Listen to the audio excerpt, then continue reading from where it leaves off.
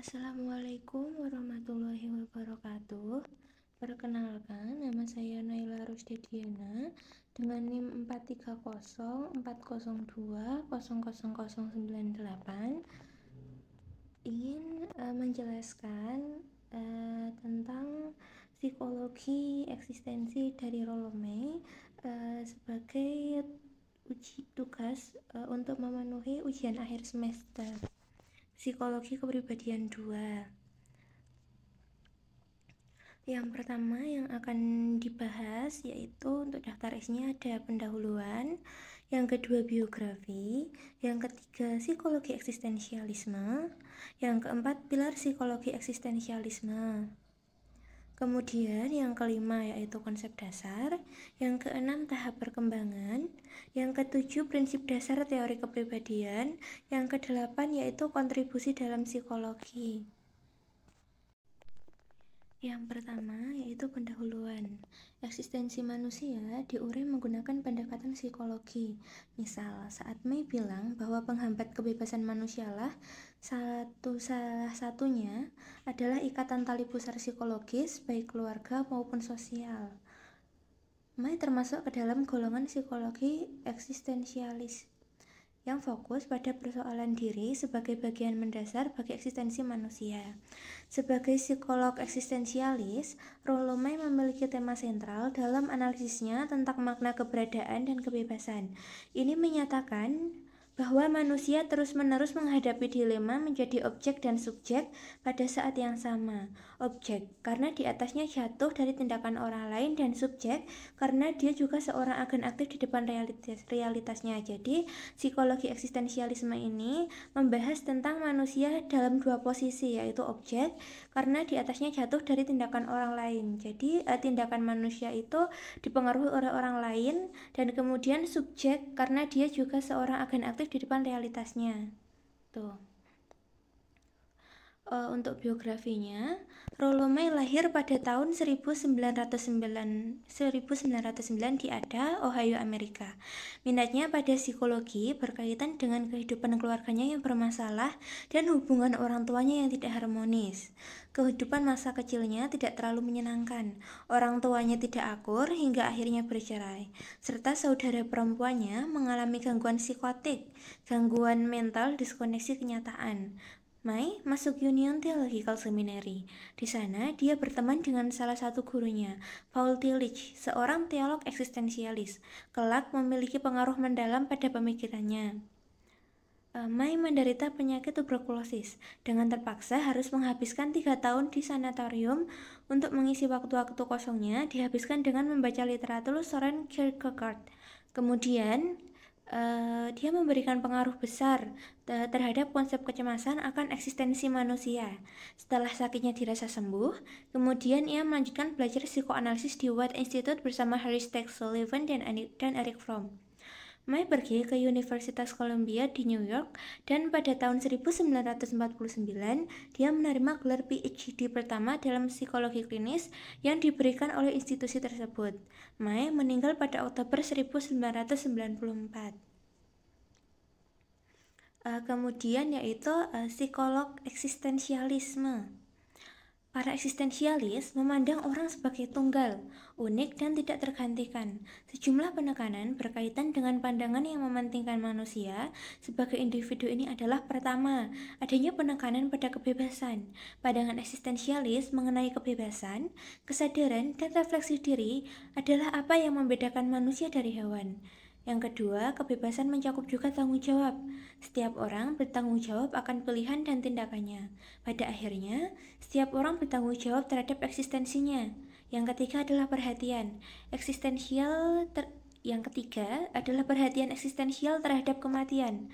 Akhirnya adalah penekanan pada fenomenologi dan pemahaman akan pengalaman unik masing-masing individu. Kejadian dipandang dalam makna yang dimiliki oleh individu. Eksistensialisme merupakan apa yang kita lakukan dengan apa yang telah mereka lakukan dengan kita. Ini tentang apa yang kita lakukan dengan apa yang telah mereka lakukan dengan kita. Eksistensialisme mengambil ide ini untuk memberikan masing-masing makna manusia bagi kehidupan mereka. Jadi para eksistensialis ini memandang orang sebagai tunggal, unik dan tidak tergantikan karena setiap orang itu mempunyai keunikannya masing-masing itu. Yang pertama ditekankan yaitu kebebasan, yaitu yang membedakan manusia dari hewan. Terus yang kedua itu mencakup juga tanggung jawab. Setiap orang itu bertanggung jawab akan pilihan dan tindakannya sendiri. Dan yang ketiga itu adalah perhatian terhadap kematian, karena untuk kematian sendiri masing-masing individu itu dipandang sebagai mempunyai makna keberadaan dari individu sendiri. Ada beberapa pilar dari psikologi eksistensialisme. Yang pertama yaitu manusia dihuni oleh kekuatan antagonis dan ini menyebabkan kesedihan yang juga merupakan mesin hidupnya.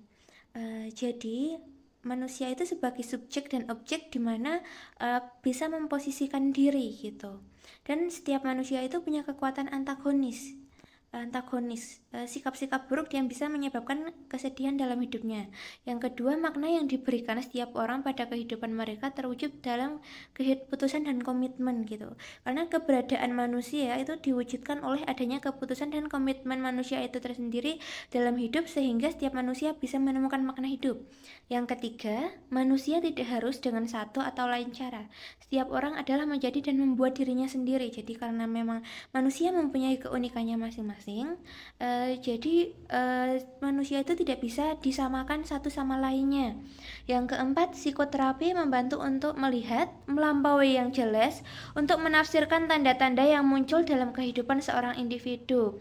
Jadi psikoterapi dalam pandangan Rollemay adalah untuk menafsirkan tanda-tanda, menafsirkan kejadian yang ada dalam kehidupan individu sehingga makna hidup individu tersebut menjadi jelas, eksistensi seorang individu itu menjadi jelas. Itu ada beberapa konsep dasar dari psikologi eksistensialisme dari Rollemay gitu. Jadi yang pertama itu adalah relasi manusia dengan lingkungan sekitar, Umwelt, manusia lain, Mitwelt, dan dirinya sendiri, Eigenwelt. Selain itu, psikologi eksistensial juga membahas tentang bagaimana kemungkinan-kemungkinan manusia, dasar eksistensi sebagai ketelemparan, menjadi laki-laki atau perempuan adalah takdir yang mesti rela diterima. Kemudian dengan itu manusia merancang masa depan untuk tetap menjadi autentik sampai batas dari kemungkinan itu adalah kematian. Jadi konsep dasarnya itu yaitu relasi manusia dengan hubungan sekitar. Eksistensi manusia itu dibentuk oleh relasi manusia dengan lingkungan sekitarnya, kemudian dengan manusia lain. Jadi eksistensi kita bisa berada karena adanya orang lain di sekitar kita dan kemudian dirinya sendiri. Manusia, eksistensi manusia itu juga perlu juga ada karena dirinya sendiri ada, fisiknya ada, raganya ada, dan kemudian jiwanya ada.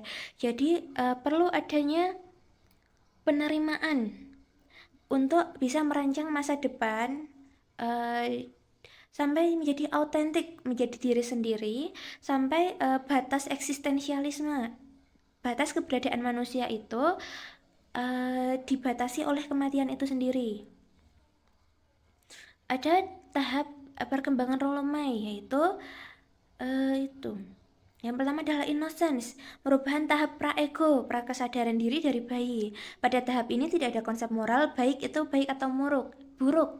Kemudian yaitu yang kedua yaitu adalah rebellion. Tahap ini terjadi pada masa kanak-kanak dan remaja, di mana mereka mengembangkan ego dan kesadaran diri yang berbeda dengan orang dewasa. Kemudian ada ordinary, merupakan ego normal pada orang dewasa yang konvensional. Mereka belajar akan tanggung jawab, namun melihatnya sebagai tuntutan. Dan kemudian yang terakhir itu kreatif, merupakan orang dewasa yang otentik, tahapan eksistensial yang melampaui ego dan merupakan aktualisasi diri. Ada beberapa prinsip-prinsip dasar teori dalam kepribadian menurut Rollemay. Yang pertama yaitu kecemasan. Perilaku manusia dimotivasikan oleh ketakutan dan kecemasan. Jadi perilaku atau tindakan kita saat ini itu salah satunya didasari oleh kecemasan atau ketakutan akan ketertinggalan dan ketakutan akan hal-hal lain. juga berbagai kekhawatiran yang muncul dalam hidup. Yang kedua yaitu rasa bersalah.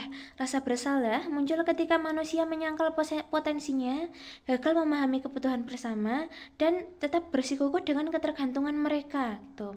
Jadi setiap manusia itu mempunyai potensinya sendiri-sendiri. Tetapi ketika manusia itu terlalu fokus kepada dirinya sendiri, namun gagal memahami kebutuhan dasar dalam kehidupannya itu, maka akan dimunculkan rasa bersalah terhadap dirinya sendiri.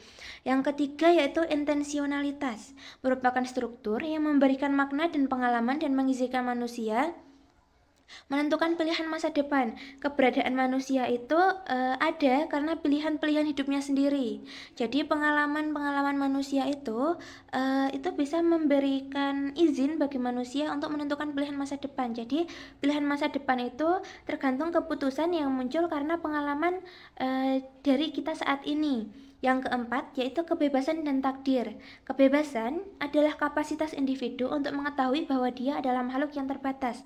Istilah terbatas ini disebut takdir. Manusia bebas menentukan dirinya sendiri, namun kebebasan setiap manusia itu dibatasi oleh takdir dari Tuhan. Yang kelima adalah love and will, perasaan bahagia terhadap kehadiran orang lain, serta penegasan nilai dan perkembangan orang tersebut sama seperti diri kita ini. Jadi menurut Rollo May, kebutuhan akan cinta itu ada dalam setiap manusia. Kemudian manusia itu memiliki perasaan bahagia atas kehadiran orang lain dalam kehidupannya. Sehingga manusia itu bisa menegaskan nilai-nilai dalam dirinya sendiri dan bisa mengembangkan dirinya sendiri dari kemauan dan perasaan bahagia tersebut. Yang terakhir yaitu mitos. Mitos yaitu kisah-kisah yang membantu kita dalam mengerti kehidupan yang dijalani. Untuk mitos, jadi itu mitos yang berkembang itu memang berada di luar akal sehat manusia. Namun menurut teori kepribadian Rollo May, mitos ini membantu kita untuk mengerti menjalani kehidupan yang dijalani, karena tidak semua hal itu bisa dijangkau oleh nalar manusia. Terus ada kecemasan. Dalam bukunya The Meaning of Anxiety, May mengklaim bahwa kebanyakan dari perilaku manusia itu dimotivasikan oleh rasa ketakutan dan cemas. Kegagalan mengonfrontasikan kematian berfungsi seperti pelarian sementara dari rasa cemas atau takut terhadap ketidakmengadaan. Namun, pelarian ini tidak bisa permanen. Kematian hanya satu-satunya yang absolut dalam hidup, cepat atau lambat harus dihadapi oleh setiap orang. Jadi menurut Rollo May, May itu mengklaim kebanyakan perilaku manusia itu dimotivasikan oleh rasa ketakutan oleh cemas ya. Apalagi manusia itu memiliki rasa ketakutan akan ketertinggalan, merasa takut berbeda dari orang lain gitu. Jadi kegagalan itu mengonfrontasikan. Jadi kegagalan itu bisa dianggap sesuatu sebagai pelarian sementara dari rasa cemas atau takut terhadap ketidakmengadaan. Jadi ketika merasa cemas, manusia itu bisa merasa gagal karena sesuatu, tapi kemudian berkeluh kesah, merasa sedih, merasa cemas gitu. Tapi pelarian ini itu tidak bisa permanen karena kecemasan itu akan muncul secara terus-menerus dan mengganggu, memberi motivasi, namun secara tidak langsung itu mengganggu kehidupan gitu. Kematian hanya satu-satunya yang absolut dalam hidup, cepat atau lambat harus dihadapi oleh setiap orang. Setiap orang itu dimotivasikan oleh rasa takut atau rasa bersalah terhadap orang lain. Rasa cemas. Jadi ketika seseorang cemas, itu kemudian itu dia merasa gagal. Perasaan gagal adalah perasaan ketidakberdayaan.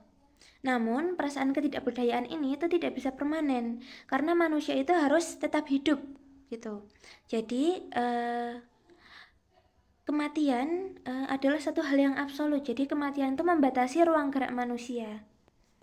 Jadi eksistensialisme dari Rollo May itu setiap kehidupan itu selalu dibatasi oleh kematian itu sendiri.